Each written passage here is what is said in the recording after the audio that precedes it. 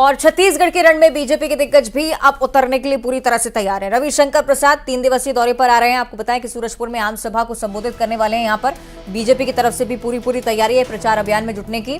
दुर्ग में आम सभा को संबोधित करेंगे। केंद्रीय राज्य मंत्री रामदास अठावले का भी रायपुर दौरा होगा। रामदास अठावले राष्ट्रीय स्तर पर एक बहुत बड़ा नाम, कोरोना काल में लोकप्रियता काफी ज्यादा बढ़ी उनकी। अब देखिए, चूंकि छत्तीसगढ़ आ रहे हैं, देखना होगा क्या कुछ उनकी तरफ से कहा जाता है। असम के सीएम हिमंता बिस्वा शर्मा एक बार फिर से छत्तीसगढ़ के दौरे पर महासमुंद में जनसभा को संबोधित करेंगे। पश्चिम बंगाल बीजेपी प्रभारी मंगल पांडे, उनका भी दौरा। केंद्रीय स्वास्थ्य मंत्री मनसुख मांडविया भी पहुंचेंगे। बीजेपी प्रदेश कार्यालय में नेताओं से मुलाकात उनकी भी होने वाली है।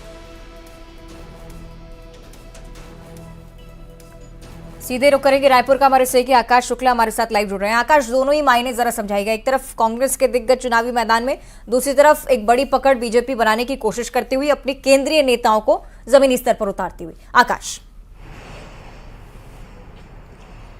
जी देखिए, बिल्कुल चुनाव अभी प्रचार चल रहा है और नामांकन की प्रक्रिया भी चल रही है। ऐसे में डिमांड बढ़ी है केंद्रीय नेताओं की, संगठन नेताओं की, जो बड़े चेहरे हैं। इसका दो फायदा मिलता है। एक तो जो नामांकन रैली में शामिल होते हैं तो लोकप्रियता का फायदा उनको मिलता है, दूसरा वोटर भी जुड़ते हैं। तो ऐसे में दोनों पार्टियां, चाहे कांग्रेस हो या बीजेपी, लगातार संगठन के बड़े नेताओं के दौरे कर रहे हैं। इसी कड़ी में भाजपा में अगर देखें तो मनसुख मांडविया, केंद्रीय मंत्री रामदास अठावले, पूर्व केंद्रीय मंत्री रविशंकर प्रसाद, असम के सीएम हेमंत बिस्वा शर्मा का दौरा छत्तीसगढ़ में विभिन्न क्षेत्रों में किया गया है। इसके अलावा कुमारी शैलजा, जो कांग्रेस छत्तीसगढ़ प्रभारी है, उनका भी दौरा अंबिकापुर और बलरामपुर जैसे क्षेत्रों में किया गया है। तो इस तरीके से लगातार दौरा चल रहा है। ये दौरा करेंगे, वहां नामांकन रैली में शामिल होंगे और सभा को संबोधित करेंगे। जाहिर सी बात है, दोनों बड़ी पार्टियां अपने अपने पक्ष में वोटरों को साधने की कोशिश करेंगे। हो सकता है कि बड़ी घोषणाएं यहां से भी कर दे।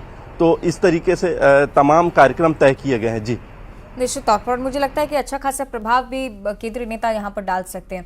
बहुत शुक्रिया आपका आकाश इस पूरी जानकारी के लिए। फिलहाल आगे देखना होगा कि छत्तीसगढ़ के रण में जब दिग्गज पहुंचते हैं तब किस तरह का असर देखने को मिलता है। आगे बढ़ते हुए सुकमा से अगली बड़ी खबर, 7 नवंबर को मतदान यहां पर होना है और चुनाव को देखते हुए आपको बताएं कि सीमाओं पर चौकसी बढ़ाई गई है। सुरक्षा बल गाड़ियों की चेकिंग लगातार कर रहे हैं। सुकमा की